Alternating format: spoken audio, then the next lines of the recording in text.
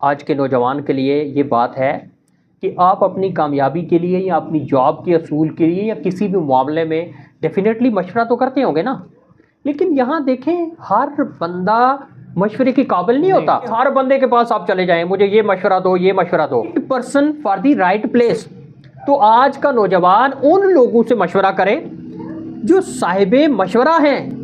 यानी अगर आपने किसी ऑर्गेनाइजेशन के हवाले से मशवरा करना है, किसी कंपनी के हवाले से, तो भाई जो लोग उस कंपनी में काम कर रहे हैं या जो उनसे रिलेटेड है उनसे मशवरा करें। Right person for right place. यानी आज के नौजवान को अपना जो मशवरा है वो दुरुस्त लोगों से करना चाहिए। और एक और बात ये है कि राइट यूज़ ऑफ टेक्नोलॉजी, जिसमें सोशल मीडिया का प्रॉपर यूज़ है।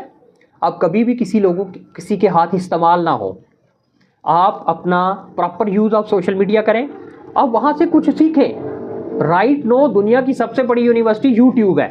आप उससे पॉजिटिव चीज़ें सीखें, अपने टाइम को सेव करें और उसको सीखने के बाद फिर आगे फर्दर मूव ऑन करें।